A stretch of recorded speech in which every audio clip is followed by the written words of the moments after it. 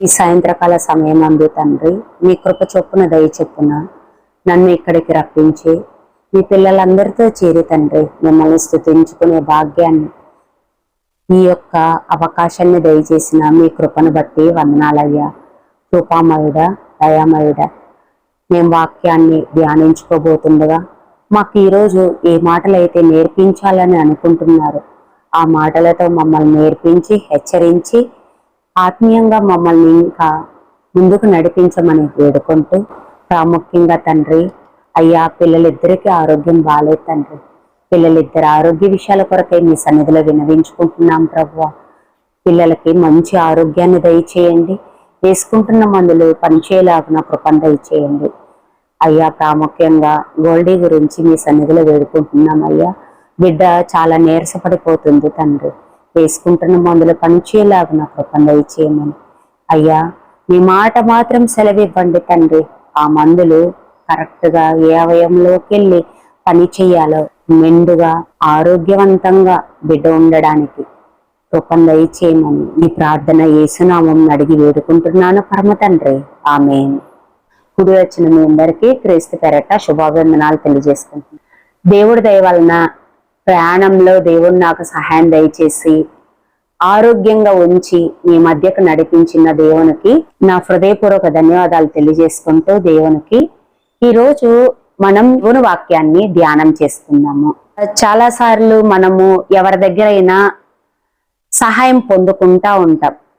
సహాయం పొందుకున్నప్పుడు వాళ్ళకి ఏం చేస్తామంటే, ఆ సహాయము పొందుకున్న తర్వాత వాళ్ళ దగ్గరికి వెళ్ళి మీ రుణము ఎలాగైనా తీర్చుకోవాలి, నువ్వు నాకు చాలా సహాయపడ్డావు, అది ఎంత క్లిష్టమైన స్థితిలో నుంచి నువ్వు నాకు సహాయం చేశావు అని చెప్పి సహాయం పొందిన తర్వాత వెళ్ళి వాళ్ళతోటే మనం మాట్లాడుకుంటా ఉంటాము. మీ రుణం ఎట్లయినా తీర్చుకోవాలి అని చెప్పి చెప్తా ఉంటాము. కానీ మళ్ళీ అదే వాళ్ళు ఒకరోజు వచ్చి నాకు సహాయం కావాలి, మనకు సహాయం చేసిన వాళ్ళే కానీ మళ్ళీ వాళ్ళే వచ్చి నాకు సహాయం కావాలి అన్నప్పుడు, అర్రే నిన్నైతే బాగుండేది, ఆ పోయిన వారం అయితే బాగుండేది అని చెప్పి అనుకుంటారు. పైగా సహాయం చేయకపోగా ఇప్పుడు నా దగ్గర సహాయం చేసే పరిస్థితి లేదు అని చెప్పి వాళ్ళను నిర్మోహమాటంగా నేను సహాయం చేయలేనన్న మాట కూడా చెప్పి పంపించేస్తా ఉంటాం. కానీ సహాయం పొందుకున్న రోజైతే మనం ఏమనుకున్నాము, అవకాశం వస్తే నీ రుణాన్ని తీర్చుకుంటామని చెప్పిన మనము ఆ రోజు వాళ్ళు సహాయం కోసం మన వాకిల దగ్గరకు వచ్చినప్పుడు మాత్రం మనం ఆ రోజు మళ్ళీ ఏం చేశాము, ఏమైనా ప్రయత్నం చేశామా అని అంటే లేదు. ప్రయత్నం చేయకపోగా అసలు ఏమా నా దగ్గర లేనప్పుడే వచ్చి అడిగింది, నేను సహాయం చేసే పరిస్థితిలో లేనప్పుడు వచ్చింది నా దగ్గర కానని నిష్ఠూరపోతుంటాం. కానీ దేవుడు మనకి ఈరోజు ఏం నేర్పించాలి అని చెప్పి అనుకుంటున్నాడంటే, ఉపకారం చేసిన వాళ్లకు తిరిగి ఉపకారం తప్పనిసరిగా చెయ్యాలి అనేది దేవుడు మనకు నేర్పిస్తున్నాడు. ఆ సందర్భాన్ని మనం చూసుకున్నట్లయితే సమూయేలు మొదటి గ్రంథం 25వ అధ్యాయం 16వ వచనం. ఈ వచనం చదవక ముందు సందర్భాన్ని మనము ధ్యానించుకుందాం. సందర్భం ఏంటంటే, కర్మేలు అనే ఊరిలో కర్మేలీయుడైన నాబాలు ఉంటాడనమాట. ఇతను కాలేబు సంతతికి చెందినవాడు.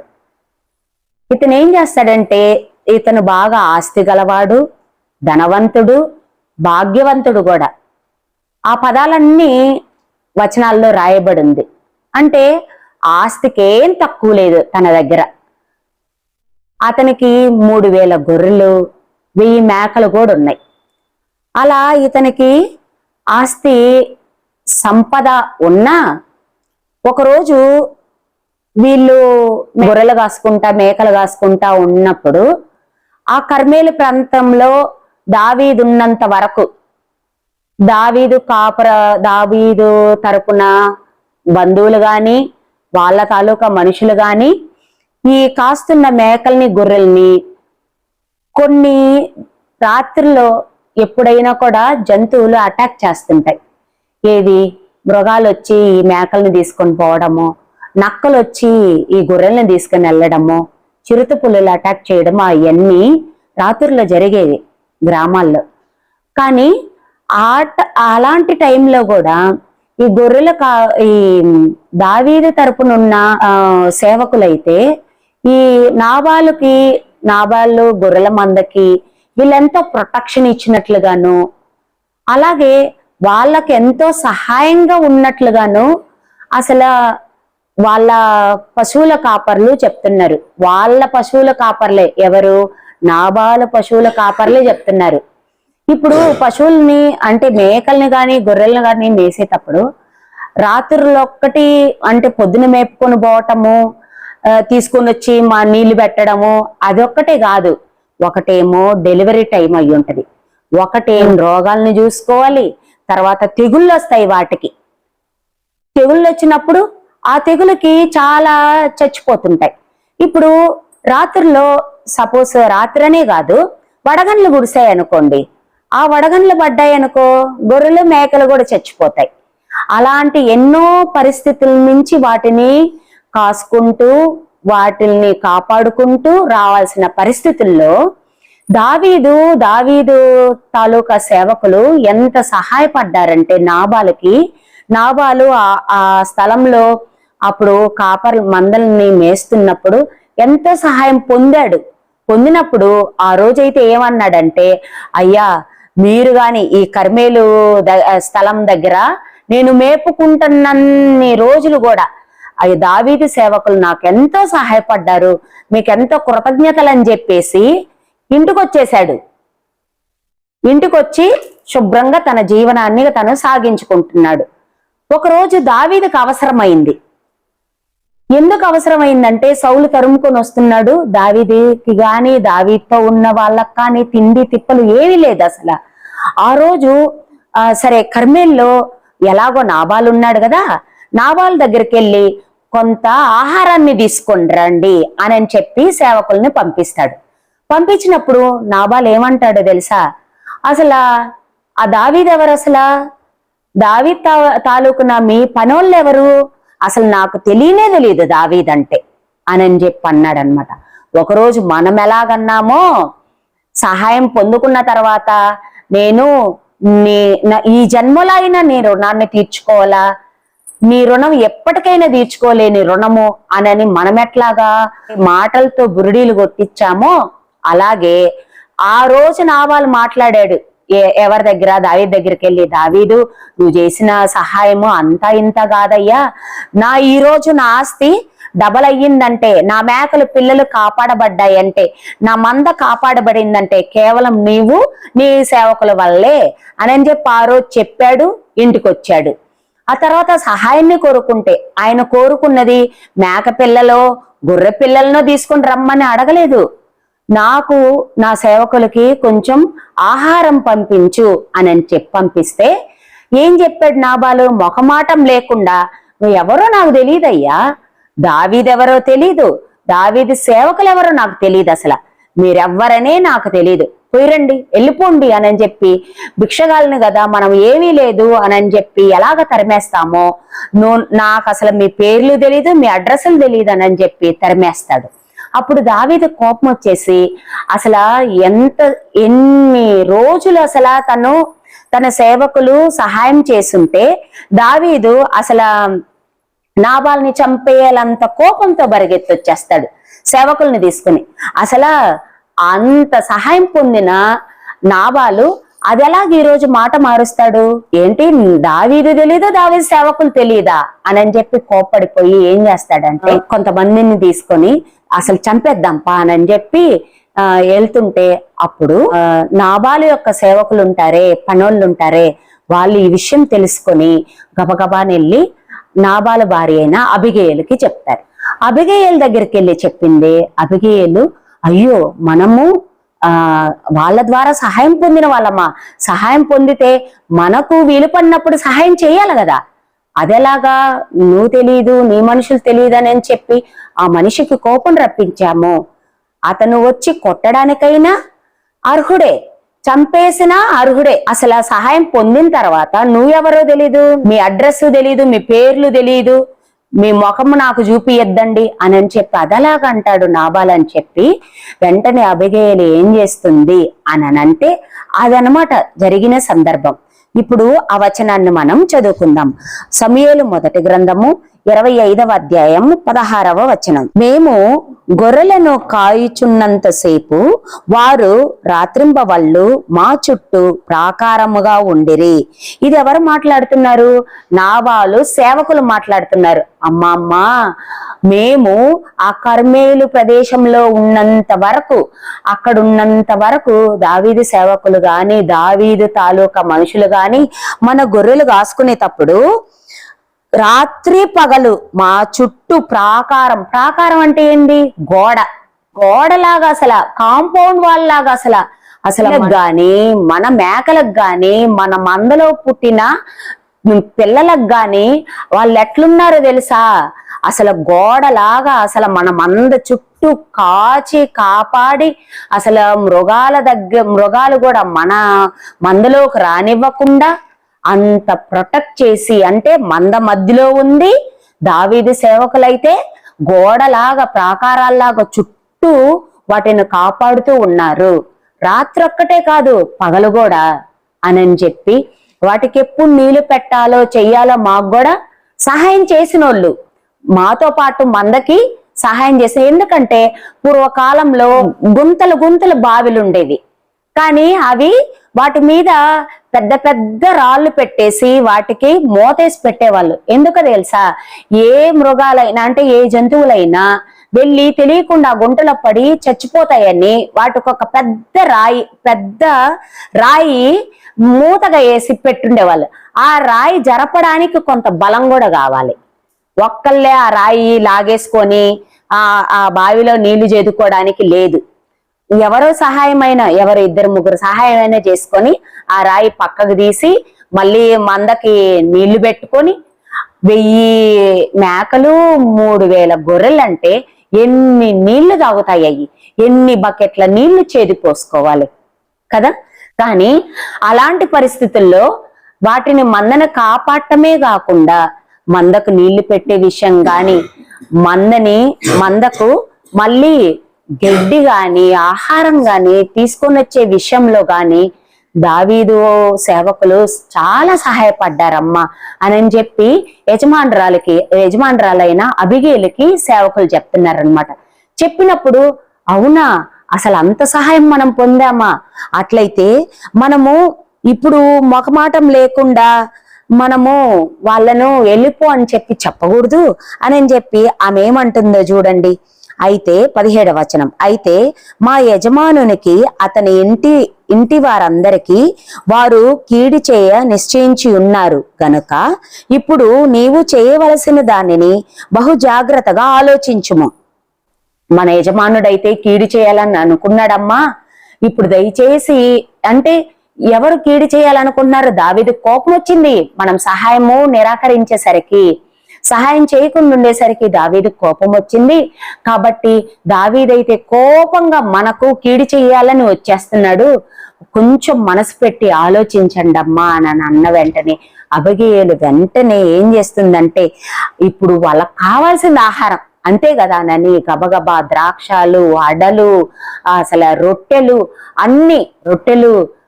అడలు, అసలు పండ్లు, ద్రాక్ష గెలలు అన్ని వేసుకుంది. ఒక 2-3 గాడిదల మీద ఎక్కిచ్చేసింది మొత్తం. అంటే ఆహారం సంబంధించిన అన్ని తీసుకొని గబగబా వెళ్ళిపోయింది. దావీదుని ఎదుర్కొని గబగబా వెళ్ళి వెంటనే దావీదు, నువ్వు ఆహారం అడిగావు కదా, ఇదిగో నీది నీకు ఇచ్చాను, మీకు చెల్లైపోయింది అని చెప్పి అనట్లేదు. గాడిదనెక్కిన గబగబా గాడిద దిగి దావీదు కాళ్ళు పట్టుకొని, మేము మా పక్షాన తప్పు జరిగిపోయింది, క్షమించండి అని కాళ్ళు పట్టుకుంటది. మనమైతే ఏమంటాము? మా ఆయనకేం తెలియకుండా చేసినాడులే, వదిలేసాయి అని చెప్పి ఒక మాటతో అలాగ మాట్లాడేస్తాం. కానీ ఆమె ఎంత ఐశ్వర్యవంతురాలైనా దావీదు కోపాన్ని ఎలా ఆమె నెమ్మది పరిచిందంటే, వెంటనే కాళ్ళ మీద పడిపోయి దయచేసి తప్పైపోయింది, నన్ను క్షమించండి, నా భర్తను క్షమించండి అని నన్ను అడగట్లేదు, నా భర్త చేసినా అది నా తప్పులాగే భావించనని చెప్పి కాళ్ళ మీద పడిన వెంటనే దావీదు కూడా క్షమించేసి ఆ ఆహారాన్ని అంతా తీసుకొని ఇంకా సరే పోతే పోనీలే అని చెప్పి క్షమించి ఇంకా వెనక్కి తిరిగి వెళ్ళిపోతాడనమాట. వెళ్ళిపోయిన తర్వాత ఈమె ఏం చేస్తుందంటే వెళ్ళుద్ది. వెళ్ళిన తర్వాత తన భర్త పరిస్థితి చూస్తే రాజు విందు చేసుకుంటారే అలాగ విందు చేయించాడంట. ఎవరు? నాబాలు. సహాయం చేయకపోగా ఈయనేం చేస్తున్నాడు? ఆస్తిపరుడు ఉంది, నలుగురు పెట్టి సహాయం చేయొచ్చు కదా, ఉన్నా చేయకపోగా అసలు సంతోషంగా విందు చేయించేసుకునేసి, అంటే వాళ్ళ కేటగిరీ అంటే ఉన్నోడితో ఎంజాయ్ చేస్తున్నాడు, లేనోడేమో సహాయం కోరినా పక్కన పెట్టేశాడు.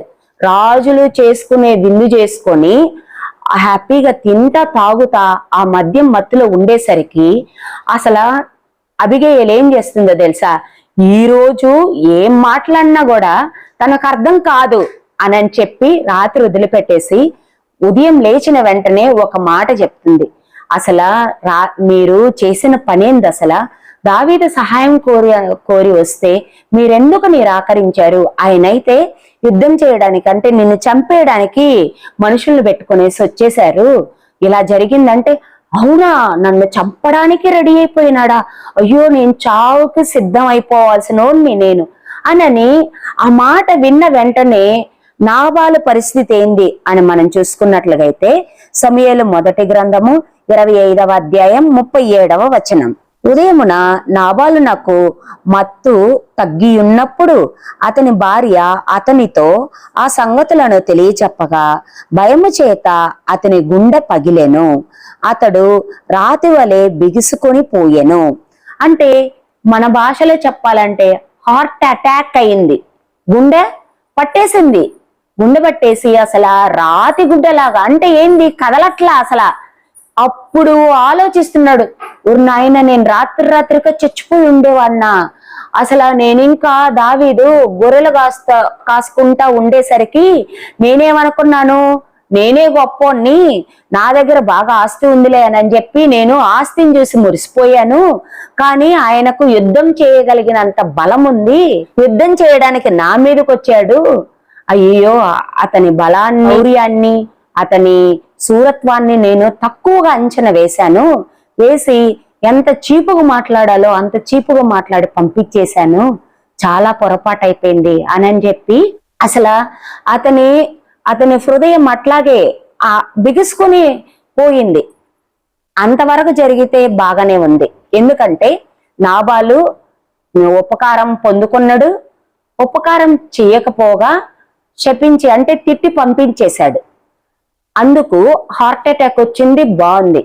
కానీ అసలు నాబాలు పరిస్థితి ఏందన్న మనం చూసుకున్నట్లుగైతే అదే మొదటి సమూయేలు 25వ అధ్యాయం 38వ వచనం. 10 దినములైన తరువాత యెహోవా నాబాలును మొత్తగా అతడు చనిపోయెను. అసలు దేవుడు ఎందుకు ఇక్కడ ఇంటర్ఫియర్ అయ్యాడు? ఇప్పుడు ఉపకారం చేసింది దావీదు, ఉపకారం పొందుకున్నదేమో నాబాలు. చేయనని చెప్పి తిరస్కరించినందుకే అక్కడ హార్ట్ అటాక్ తో ఇబ్బందులు పడుతున్నాడు. కానీ 10 దినాలు మొత్తాడు, 10 దినాలు కూడా పేషెంట్ గానే ఉన్నాడు. పేషెంట్ గుండి పెట్టి ఆ తర్వాత మంచిగా బాగైపోయి నాబాలు బ్రతికుండొచ్చు కదా. కానీ దేవుడు ఆ విషయంలో కలుగు చేసుకుంటున్నాడు. దేవుడు ఆ విషయంలో ఇంటర్ఫియర్ అయిపోయి 10 దినముల తరువాత యెహోవా నాబాలును మొత్తగా అతడు చనిపోయేను. నాబాల్ని చంపేశాడు దేవుడు. ఎందుకంటే ఉపకారం చేసుకున్న నీవు మళ్ళీ ప్రత్యుపకారం చెయ్యలేని నీవు ఈ భూమి మీద బ్రతకడానికి అర్హత లేదు. మన జీవితాలు కూడా చాలా సార్లు అసలు మనం ఎదగం, మనం ఉన్న చోటనే ఉండిపోతుంటాం. మనకు ఎంత సంపాదించుకున్నా కూడా మనకు అది ఆశీర్వాదకరంగా మారదు. ఏదో ఒక రూపాన్న అది అంటే మనకు బాగలేక హాస్పిటల్స్ కి పెట్టడమో, మనం చేస్తున్న పని లాస్ అయిపోవడమో, ఏదో ఒక మూలాన అది తగ్గుతానే ఉంటది, కానీ అది ఆశీర్వదింపబడి అది 2 3 4 ఉండదు మన దగ్గర కొన్ని సందర్భాల్లో. ఎందుకు అని మనం ఆలోచించుకున్నట్లుగైతే దేవుడు మన విషయానికి వచ్చేసరికి చంపటం లేదు, కానీ నీకు నువ్వు ఉపకారం పొందిన నువ్వు ప్రతి ఉపకారం చేయడానికి ఎప్పుడు రెడీగా ఉండాలి. ఎందుకంటే ఆ మనిషి నీ దగ్గరికి వచ్చి అడుగుతున్నారు కదా, అడుగుతున్నప్పుడు మనము రేపు ఏం జరుగుద్దో, రేపటి కోసం దాచుకున్నాము, ఎల్లుండి కోసం దాచుకున్నాము అని చెప్పి మనం అనుకోకూడదు. ఈరోజు అడిగారా, అయ్యో అయితే ఇతనికిచ్చి పంపియాలా, నీకు ఇంకొక చోట దేవుడు సహాయం చేస్తాడు. అంతేగాని మనం రేపటి కోసమో వచ్చే వారం కోసమో దాచిపెట్టుకున్నాం అనుకో, ఇదిగో నాబాలు చనిపోయాడు, చనిపోయిన తర్వాత ఏదైనా చేసుకోవడానికి ఉందా? లేదు. మన పరిస్థితులు కూడా అంతే. ఎప్పుడు కూడా ఉపకారం పొందిన వాళ్ళకైతే కంపల్సరిగా దేవుడు అనేది నువ్వు ప్రతి ఉపకారం చేయడానికి అది ఖచ్చితం నీ బాధ్యత అని దేవుడు ఈ సందర్భంగా తెలియజేస్తున్నాడు అనమాట. నిజంగా దావీదు జీవితంలో మనం చూసుకున్నట్లుగైతే దావీదు అసలు ఎలా, ఇప్పుడు దావీదుకి చేయలేదని దేవుడు ఏం చేశాడు? నాబాల్ని చంపేశాడు. దావీదు ఎలాంటి హృదయం కలిగిన వాడు, దావీదు ఉపకారాలు చేసే హృదయం కలిగి ఉన్నాడా లేదా అని మనం చూసుకున్నట్లుగైతే సమూయేలు 2వ గ్రంథం 4వ అధ్యాయం 4వ వచనం. ఇక్కడ సందర్భం ఏంటంటే సౌలు రాజు ఏం చేస్తాడంటే, దావీదు బ్రతికున్నన్ని రోజులు కూడా సౌలు దావీదును తరుముకుంటూ ఉండటమే జరిగిపోయిందనమాట. ఆ రోజుల్లో ఒకసారి యోనాతాను తన కుమారుడైన యోనాతాను, సౌలు కుమారుడు యోనాతాను దావీదు బెస్ట్ ఫ్రెండ్స్ అన్నమాట.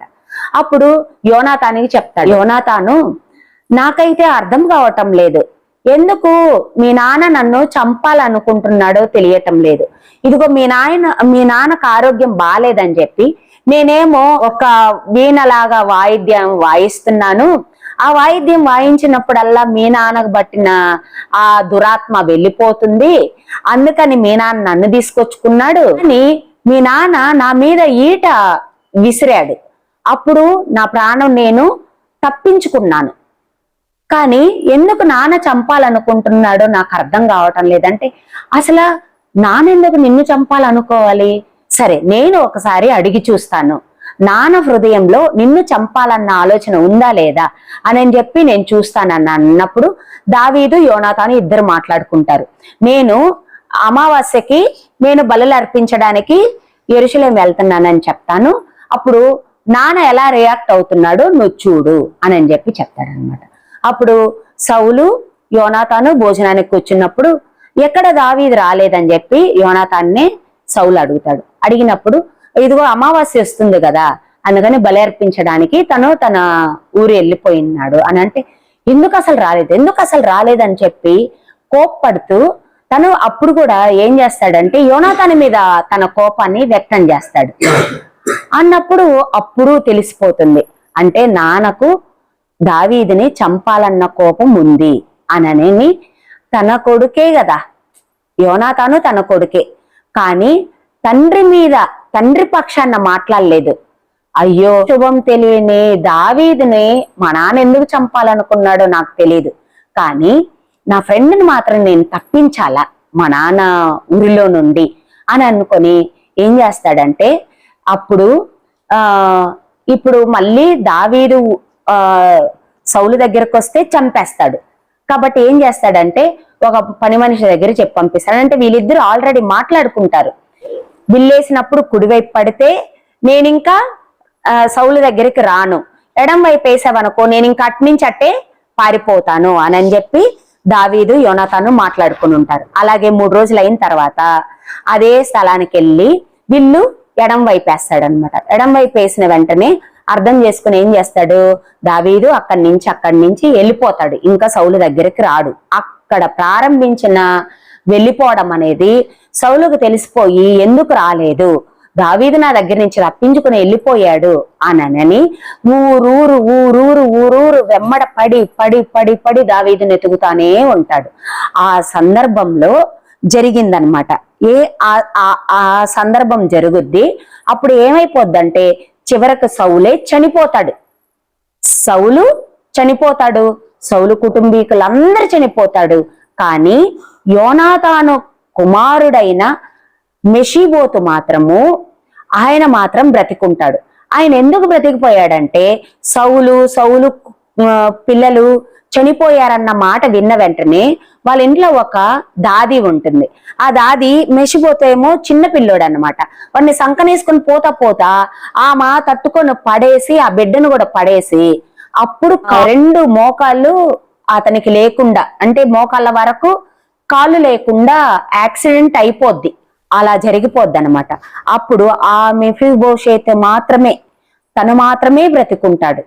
ఈ బ్రతికున్న మెఫీబోషెతు గురించి ఇక్కడ రాయబడింది. సమూయేలు 2:4 అధ్యాయం 4వ వచనం. కుమారుడగు యోనాతాను నాకు కుంటివాడగు కుమారుడు ఒకడుండెను. ఇజ్రాయేల్ నుండి సౌలును గూర్చియు యోనాతాను గూర్చియు వర్తమానము వచ్చినప్పుడు వాడు 5 ఏండ్ల వాడు. వాని దాది వానిని ఎత్తుకొని పరుగున పారిపోయి వాడి పడి కుంటివాడాయెను. వాని పేరు మెఫీబోషెతు. మీ మెఫీబోషెతు ఎవరు అనంటే యోనాతాను కొడుకు. ఎప్పుడైతే సౌలు చనిపోయినాడో ఆ తర్వాత దావీదు రాజైపోతాడు. రాజైపోయిన తర్వాత ఎందుకు ఈ మెఫీబోషెతు గురించి మనము ఆలోచించామంటే, ఒక్కసారి సౌలు కుటుంబీకుల్లో ఎవరైనా మిగిలిన్నారా?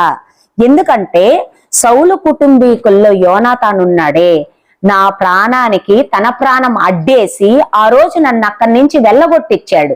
నేను ఈ రోజు బ్రతికున్నానంటే కారణం ఎవరు? యోనాతానే. యోనాతాన్ లేదనుకో నేను సౌలు రాజ్యం నుంచి బయటికి రాలేను. నన్ను తప్పించకపోతే ఆ 3 రోజుల్లో తన ప్రయాణం ముందుకు సాగదు కదా. ఇంకా సౌలు నుంచి సౌలు రాజు దగ్గర నుంచి తప్పించుకోలేడు, ఖచ్చితంగా చనిపోయి ఉండేవాడు అనని యోనాతాను చేసిన సహాయానికి నేను ఏదైనా చేయాలా. రాజు అయిపోయినాడు. ఎన్ని సంవత్సరాల తర్వాత రాజు అయ్యాడు? అయినా కూడా ఆ ఉపకారాన్ని మర్చిపోకుండా ఎంత చక్కగా ఉపకారం జ్ఞాపకానికి పెట్టుకొని ఏమని అంటున్నాడో చూసుకున్నట్లుగా అయితే 9వ అధ్యాయం 1వ వచనం. 9:1 యోనాతానును బట్టి నేను ఉపకారము చూపుటకు సౌలు కుటుంబీకులలో ఎవడైనా కలడాయని దావీదు అడిగెను. ఎవరిని అడుగుతున్నాడు? సౌలు కుటుంబీకులు సేవకుడగు సీబాను అడుగుతున్నాడు. ఒక్కడే, అంటే సౌలు కుటుంబీకుల సేవకుల్లో సీబాను వాడు ఆ మెఫీబోషెతును పెంచుతా ఉన్నాడు అనమాట. వాళ్ళ ఆస్తిని అవన్నీ చూసుకుంటా ఉన్నాడు. అప్పుడు యోనాతానును బట్టి నేను ఉపకారము చూపుటకు దావీదు అనుకుంటున్నాడు, దావీదు మాట్లాడుతున్నాడు. యోనాతాను నాకు చేసిన ఉపకారాన్ని నేను జ్ఞాపకం చేసుకుంటున్నాను. నా ప్రాణానికి అతను ఆ రోజు అడ్డుపడి నా ప్రాణాన్ని దక్కించాడు. కాబట్టి ఆ కుటుంబీకుల్లో ఎవరైనా ఉన్నారా అనంటే ఈ మెఫీబోషెతు ఉన్నాడు. ఆ మెఫీబోషెతుని పిలిపించి ఏమని అంటాడో తెలుసా? షీబాయి దగ్గర, ఇదిగో షీబా, వీళ్ళకున్న పొలాలు ఆస్తులు అవన్నీ నువ్వు జాగ్రత్త చేసి మెఫీబోషెతుకి ఏమి రావాలనో వాళ్ళకిచ్చేయి. కానీ ఈ మెఫీబోషెతు ఉన్నాడే, తను బ్రతికినన్ని రోజులు రాజు బల్ల దగ్గరే నాతోనే తను భోజనం చెయ్యాలి అని చెప్పి తన కృతజ్ఞత, అంటే తను చేసిన ఉపకారానికి, ఎవరు చేశారు? తండ్రి చేసిన ఉపకారానికి ఎక్కడికొచ్చింది? మనవడికొచ్చింది, కొడుకు బిడ్డకి వచ్చింది అనమాట. దావీదు యోనాతానికి చెయ్యాలా, యోనాతాను చచ్చిపోయినాడులే అని చెప్పి మర్చిపోలేదు. తన కొడుక్కి చేయడానికైనా, తన కుటుంబంలో ఎవరైనా మిగిలితే నేను ఖచ్చితంగా ఉపకారం చేయాల్సిందే అని చెప్పి వెళ్ళిపోయినాడు అనమాట. అంటే ఉపకారం చేశాము అనంటే మాత్రం, ఉపకారం చెయ్యాలంటే ఆ మనిషే బ్రతికుండాల్సిన అవసరం లేదు. ఆ కుటుంబంలో ఎవ్వరు మిగిలినా వాళ్ళకు మనము చేసి తీరాలా. అది దేవుడు మనల్ని ఈరోజు ఎలా చెయ్యాలి, చెయ్యకపోతే ఎలా నష్టపోతాము అని అన్న విషయాలు తెలియజేస్తున్నారు. కానీ చాలా మంది కూడా బైబిల్ని సరిగా చదువుకోకుండా, అర్థం చేసుకోకుండా, బైబిల్లో చాలా తప్పులున్నాయని గాని, అసభ్యకరమైనవి ఉన్నాయని, చాలా విమర్శాత్మక పుస్తకంగా చాలా మంది చెప్తున్నారు. కానీ జరిగిన ప్రతి ఒక్క సందర్భాలు కూడా మన జీవితంలో మనం పాటించడానికే దేవుడు రాసి పెట్టాడు. చూడండి, దావీదేమో ఉపకారం చేయడానికి వాళ్ళ కుటుంబీకుల్లో ఎవరైనా ఉన్నారానని చెప్పి తన ఫ్రెండ్కి కాకుండా తన ఫ్రెండ్ కొడుక్కి చేయడానికి కూడా సిద్ధపడ్డాడు, వెతుక్కుంటున్నాడు ఉపకారం చేయడానికి. నాబాలైతే సహాయం పొందినాడు గాని సహాయం చెయ్యని వచ్చిన మనిషిని మాత్రము నిరాకరించి పంపించాడు. కానీ మనం నాబాల్లాగా ఉండకుండా దేవుని యొక్క శాపాన్ని కొని తెచ్చుకోకుండా తన చేతుల్లోకి తీసుకుంటాడు. దావీదు ఎంత బాధపడిపోయి ఉంటాడు. అయ్యో, నేను పస్తుండటమే కాకుండా నన్ను నమ్ముకొని వచ్చిన వాళ్ళకు కూడా తిండి లేకుండా నేను ఇన్ని రోజులు తిప్పుతున్నానే, నా చుట్టూ వాళ్ళు కూడా తిరుగుతున్నారు అని చెప్పి తను ఏడ్చిన ఏడుపు దేవుడు చూశాడు. నాబాల్ని భూమి మీద ఉండకుండానే దేవుడు తీసేశాడు. అలాంటి పరిస్థితి మనం తెచ్చుకోకూడదు.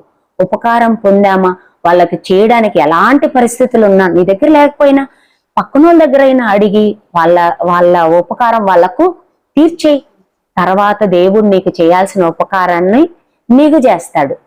అది మనము ఈ 2 సందర్భాల్లో దేవుడు చెప్పినట్లుగా చేస్తూ దేవుని ఆశీర్వాదాలు పొందుకునే వారంగా ఉండాలని కోరుకుంటూ నేను ప్రార్థన చేసుకుని వాక్యాన్ని ముగించుకుందాం. ప్రేమ కలిగిన ఆయన, దయగలిగిన మా కన్న తండ్రి ప్రభువా, ఈ సాయంత్రకాల సమయమందు తండ్రి మీ మాటలను ధ్యానించుకునే భాగ్యాన్ని దయచేశారయ్యా.